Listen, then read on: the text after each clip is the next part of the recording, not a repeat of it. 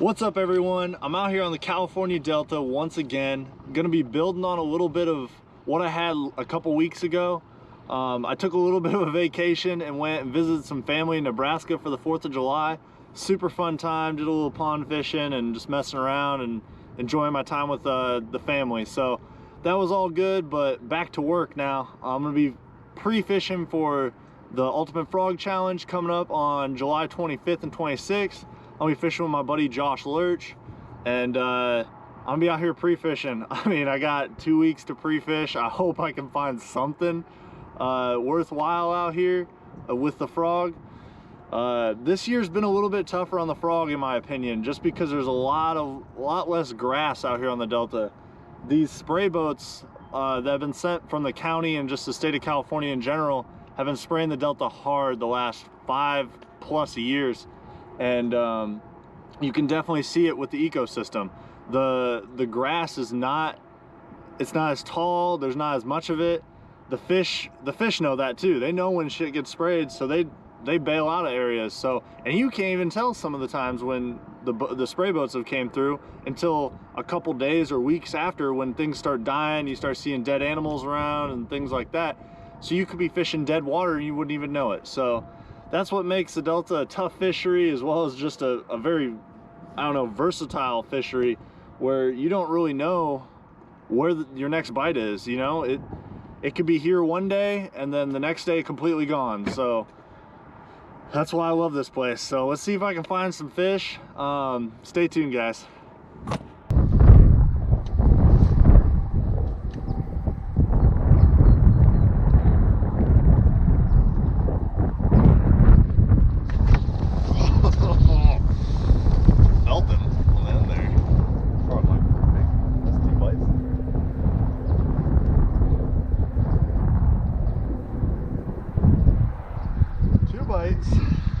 Two bites starting out strong. Can't get him in the boat though because it sucked. Wow, he pulled my legs. He didn't cut my legs. So that's another thing. If you start having fish pull your legs down, like I had my knot from my my silicone like skirt material on my frog, the knot was exposed. Like they pulled the legs down. So if they're doing that, you might want to cut the legs shorter, or just change color in frog in general, because they're just not eating your frog. Or it's a small fish, so just keep throwing it, keep figuring out what the heck's going on, and see what happens.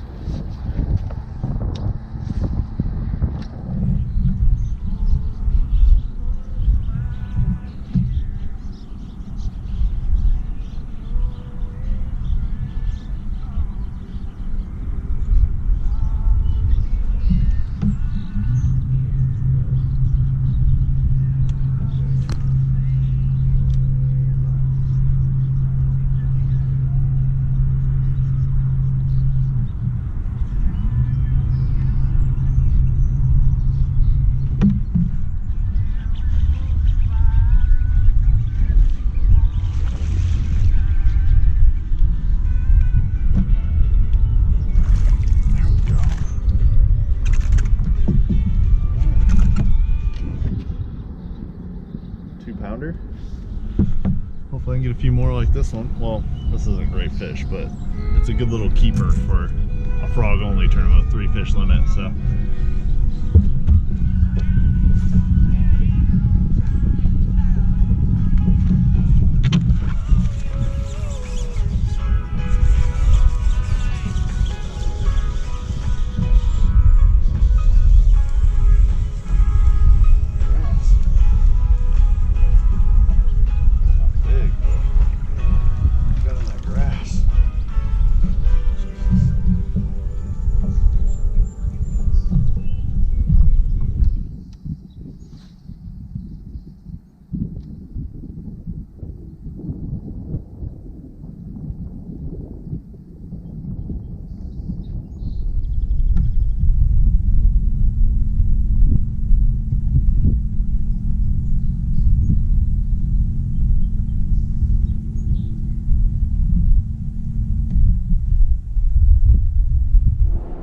Alright guys, well, driving back right now from a rough day out on the Delta. I mean, small fish, I probably caught 20 little fish. I mean, when I say little, I'm not talking like 1 pounders. I'm talking like less than a pound size fish. Biggest fish was right around 2.5 pounds on a frog. So it was a struggle. I mean, I tried a lot of different stuff. Obviously, I'm fishing for a frog tournament, so I tried to stick to the frog most of the time, but I did switch it up a little bit later because there was the wind picked up and the weather conditions just were not ideal for frogging. So I switched up my frog to like a buzz frog or something like that, as well as trying to throw like a little underspin and some moving baits and stuff like that. That got me bit, but it just, the size wasn't there. I think if I would have punched all day, I think I could have got some bigger fish, but I don't know why I didn't punch. I think earlier in the day, I got my punch rig hung up and I pulled really hard to get it back loose, and I needed to retie it like before I fished it again. And I think that was my main reason why I didn't fish it again. I should have just retied it right away and then I would have been good to keep fishing it, but didn't punch as much as I should have. I did end up retying it a little bit later and caught a couple punch fish, which, you know, leads me to believe that I could have caught some more punch fish throughout the day. But I did learn a little bit. I found a couple areas that might work for frogging, which they're kind of community holes. Everybody knows they're frog areas this time of year. So I got my work cut out for me for, I think I'm gonna head out tomorrow afternoon and see what I can find as well. So I don't know, stay tuned guys. I'm gonna try and do a whole pre-fishing video as well as the tournament day video. So it's gonna be a lot of filming, a lot of pre-fishing, and I hope I can get on some good, you know, some good fish for everybody on YouTube. So stay tuned guys, and keep on fishing, I guess. So see ya. What's up everyone? I'm out here at my house just finishing up prepping some tackle for today. I'm gonna be launching this afternoon and fishing till evening. I'm gonna be checking out some different areas today. I stayed mostly Central Delta yesterday, and if you guys know, the Central Delta right now doesn't have a lot of grass. There's some good punch stuff around, but I'm trying to find that frog bite. So I wasn't really impressed with how the Central Delta was, or looking, I guess. There is some cheese around, but there's not the thin layer of cheese I'm looking for. And there's not like there's no duckweed. Like, I looked everywhere, and unless you're finding like the little tiny patches of duckweed, there's not much, you know. So usually, I mean, in years past I've been able to find small patches of duckweed, but in like 10 to 15 yard sections. Here I can't, like this year I can't find nothing. Like, I can find little teeny patches of maybe you can maybe make one cast on, and you're not getting blown up through it, you know. So I need to go find something else. So I'm gonna be checking out some new areas, seeing if I can figure out what's going on.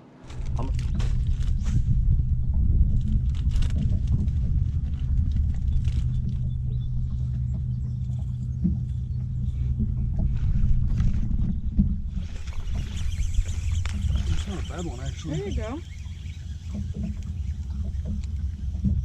Oh, that's actually a pretty good fish, dude. I knew it. I'm good though. That's Oh my actually god. not a bad one. His eye's so big. Yeah, he's got those healthy genetics. I want to touch his eye. First fish of the trip, and it's going in the live well. I want to touch his eye. Coming off a mat that you'd normally punch. Threw up and frogged it really quick before I came out to punch it.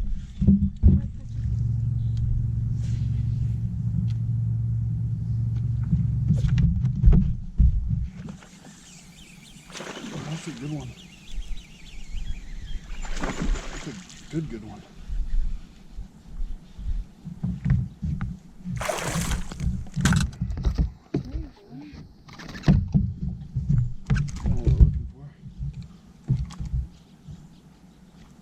We're up on it and missed the first time.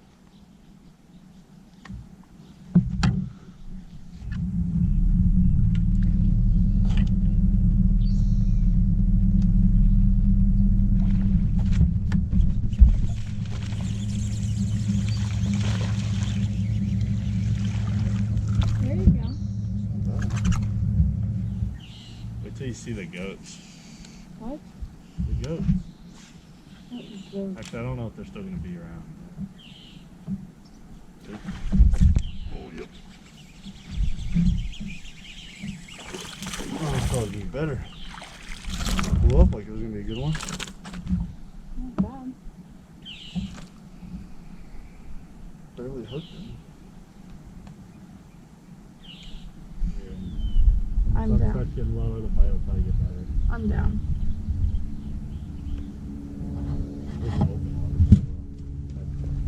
Oh, that was good.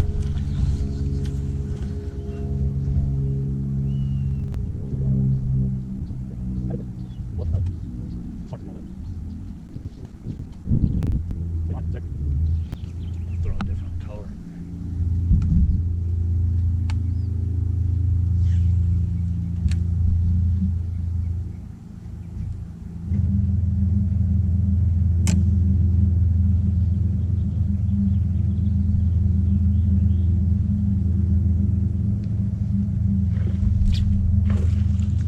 Jesus Christ, babe. Got his ass.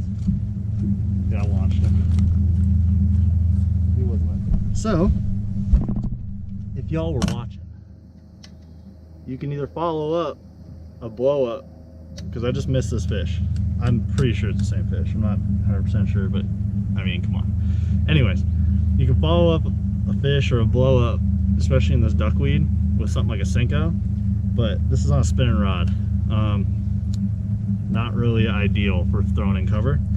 So I threw back in there with my frog just one more time, just to see, and he kind of swirled on it again. So I knew he'd blow up on a frog again. So I pick up a different color, throw in there, first thing, blew up and bit it. Not a giant, but it teaches you something for when you do miss that giant blow up and you need to get that fish in the boat. So you got a couple of options to give a try. So.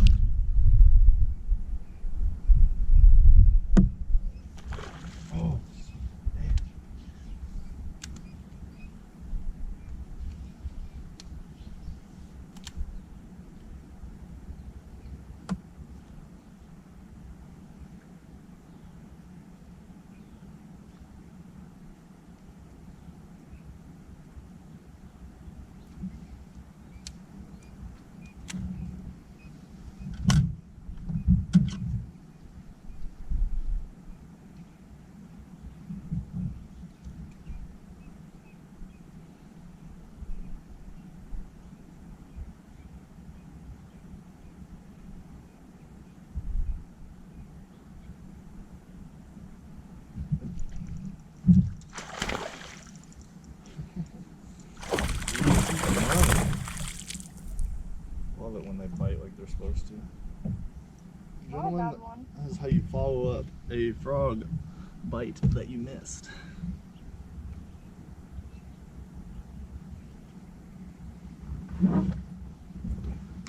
Hey. Little 2-pounder.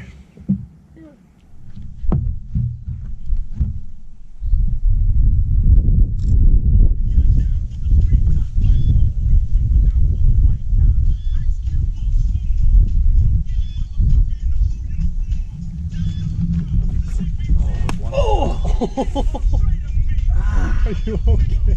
Fuck, that hurt a lot worse than I thought it would. I'm sorry. Damn. That shit was so funny. That hit me square in the elbow bone. Fuck.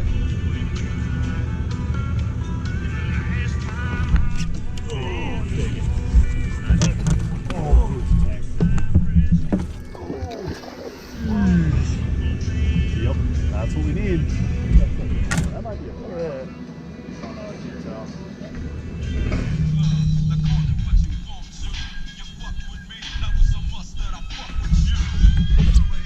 Yes, sir.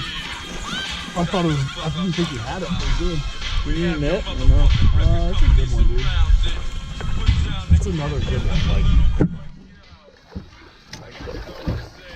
Oh, you know you don't. Oh, jeez. I thought you That had thing it. was way bigger than I thought. Yeah, it is too.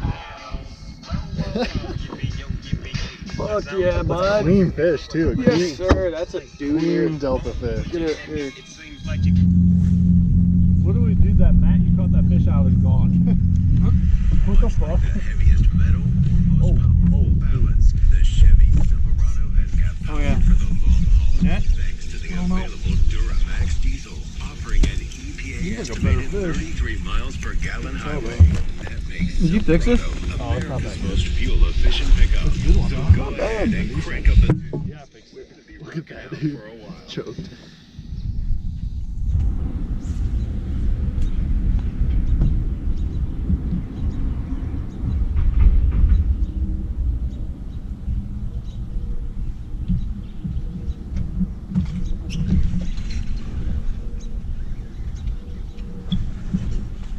Oh, yep. That's a good one. I want it slow. I was trying to get up on.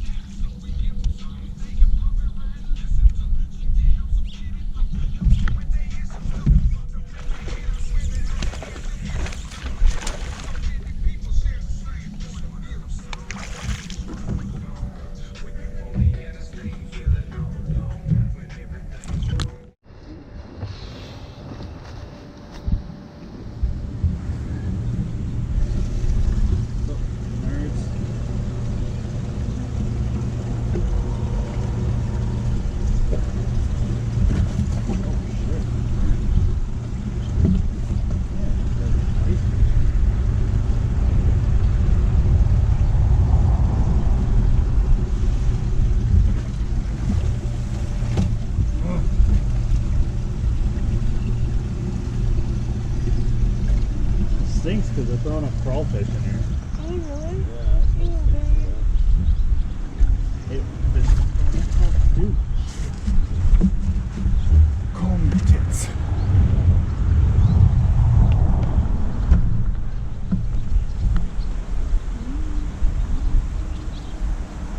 What's up, guys? Done pre-fishing for the UFC number 6 on the California Delta. I've been running a lot of water over the past week trying to find some good frog water. I went all the way up north and went all the way south, east, west, central. I fished a lot of water, and I guess I can't say I fished a lot of water. It was more of running around looking at water, looking for mats, some good frog water.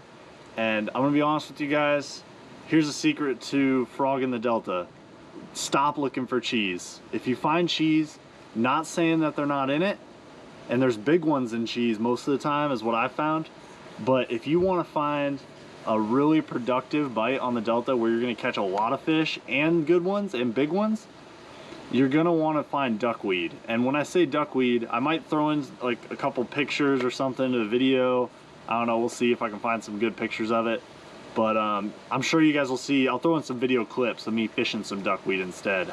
But it's a very thin layer of vegetation on the surface. And for you guys that are more experienced in bass fishing, you'll know what I'm talking about. But it's ideal because it provides that shade layer, and it provides that ambush point for a bass. You know what I mean? They can't quite tell what they're looking at. It could be a crawfish, could be a bluegill, could be a bait fish, could be a duck, could be an actual frog. They don't know.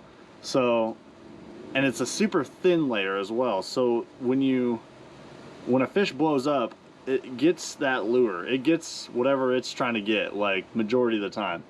So duckweed is where it's at, and I think I found a little bit in certain areas, but I'll tell you what, the Delta has been getting sprayed big time for the past few years, and you can tell this year for sure, especially Central Delta, that it has been getting sprayed big time. There is, even in previous years, I've usually been able to find like little teeny patches of duckweed, like on different islands around the Delta, and maybe like backs of marinas and stuff like that. But this year it's different.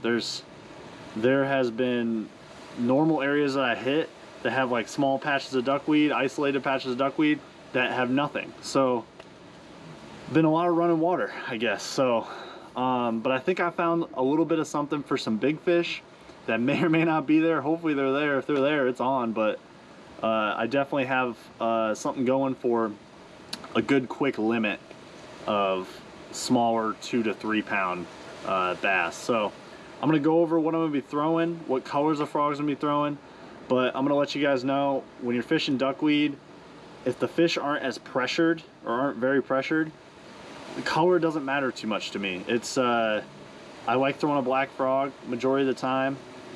I might switch up to a white frog here and there, but I don't really throw anything crazy unless I'm really trying to fine tune the bite, or the fish that I'm fishing for are extremely pressured. They've been, like, if they've been seeing frogs for months, then I might switch to like a brown color, or just a really weird color like a yellow. Another situation where I might switch up color is if I know there's bluegill beds or something like that underneath the mat, or bluegill in that area bedding.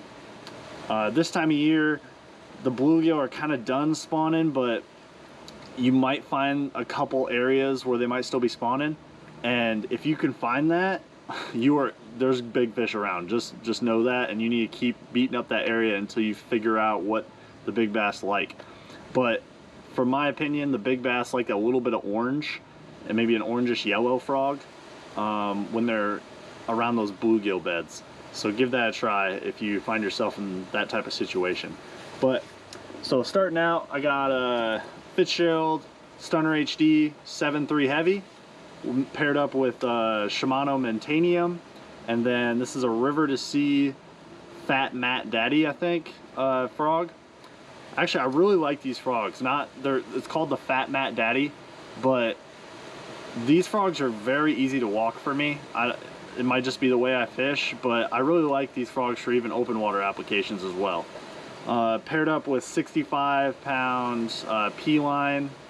I can't remember what the heck it's called, but it's just P-line braid. If I don't use P-line, I'm usually using Seagar, like Smackdown, because that's probably the best braid on the market, but it's expensive. P-line is a little bit more affordable. There's some guys that throw Power Pro. I don't like Power Pro because it seems really abrasive. So if I'm fishing around like a lot of wood and stuff, and I like suck at casting or something, get it wrapped around, it's gonna dig that braid into that wood big time. So and the castability of Power Pro I don't like personally. Not that it's not good braid, and it's the cheapest braid you can probably get on the market. I know a lot of really good fishermen. Actually, my partner for the tournament, I think he throws Power Pro, but you know, it's all about preference when it comes to that stuff. So P-line's kind of my preference for a cheaper braid, and if I want to go really expensive, Seagar Smackdown. So that's the first setup. And actually this frog right here, the black frog, is what I've been getting most of my bites on. Big bites as well. My buddy, he caught a six pounder on a black frog, and the same day I caught like a 5.5, and I haven't posted that stuff yet, but you know, I'm trying to stay on the down low for this frog tournament. So, but we had like 20 pounds for 3 fish, so pretty awesome. Or no, 20 pounds for 5 fish, sorry, not 3 fish, that'd be insane. But yeah, so it was a good day, it was fun. So, next frog, I got another River to Sea Fat Matt Daddy. This is like I don't even know what color this one is called, but it's like an orangish white bottomed with like orange and black legs.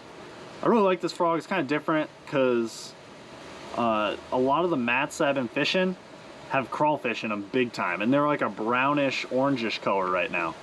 So I really like this frog for that type of situation, and once the sun's up a little bit, throw this, it's a white bottom, so maybe they hone in on it a little better in my opinion, but I really kind of like this color for a big one, I think. So hopefully it produces during the tournament tomorrow, but we'll see. Also paired up with Shimano Mentanium. This one's a little bit different of a reel though. I think that one was the 8.5, was it 8.5 XG? Yeah, 8.5 XG. And this one's the 7.4 HG. So it's a little bit smaller handle and a little bit slower gear ratio, but you know, it works. So, oh, and this is on another Fitzgerald rod, Stunner HD 7.3 heavy. Love these, favorite frog rod. Actually, all 3 rods are the same because this is my frog rod. Like I'm probably gonna buy another one, so I have 4 of the same exact rod because I love them so much. So then, you know, I don't have the money for a bunch of Shimano Mentanium, so this one's paired up the 13 fishing Concept C, and it is beat. Like, you can see how chewed up this reel is, but it works still, and you know, it gets fish in the boat. Got this paired up, snag proof, poppin' fatty, and this color is actually a really good color, especially around bluegill beds too, because you see that little orange on the top there. That really gets some big fish. I think even I was just watching a video the other day. I don't know what it was on. Bobby Barrick. He's a well-known guy on the Delta. Freaking way more knowledgeable than me. He's been fishing the Delta and fishing for freaking, I don't know, 40 plus years for all I know. I don't know. But he was saying something about this orange stuff around bluegill beds as well. So if you don't listen to me, listen to Bobby Barrick, because he knows what the heck he's talking about. So snag proof frog. Love this frog. Love snag proofs. As much as I love these River to Sea Fat Mat Daddies and they get big bites, my biggest bites I've ever had in my life on frogs have come on the snag proof for some reason. They're derpy looking frogs, but for some reason they get bit. 13 fishing Concept C, 8 1-to-1 gear ratio reel. Lock that braid all the way down and freaking set the hook on a freaking giant, hopefully. So another Fitzgerald rod, 7.3 heavy. So those are the 3 rods I got rigged up for tomorrow. Blast off tomorrow is 11 a.m. I believe, and registration begins at like 7 a.m. Probably gonna roll out from here at like 8 and just, you know, do what I do. Gonna meet my partner there, and we're gonna run to our area, and you know, hopefully they're there, man. Hopefully we smash them on day 1 and do well. But in these 2-day tournaments, you can't just smash them on day 1 and, you know, flop on day 2. So I think we should be good. The weather's looking pretty good for the next couple days. Pretty stable weather, it looks like, in my opinion. So I shouldn't have to change up my game plan too much. The tides are good, which that's kind of why they run the tournament the way they do. Launch at 11, and then the next day, day 2, they launch in the morning. Is so you can fish 2 different tides. I think tomorrow's the falling tide, and then in the morning it's gonna be like kind of like a rising tide. So yeah, should be a good time, guys. I'll keep you guys, or I'll do another video after the tournament, kind of post tournament, and let you guys know how it goes. I might do a post day 1 video, but if I'm too busy or if I'm too tired, probably not. So stay tuned, guys, to see how we do, I guess. So see ya.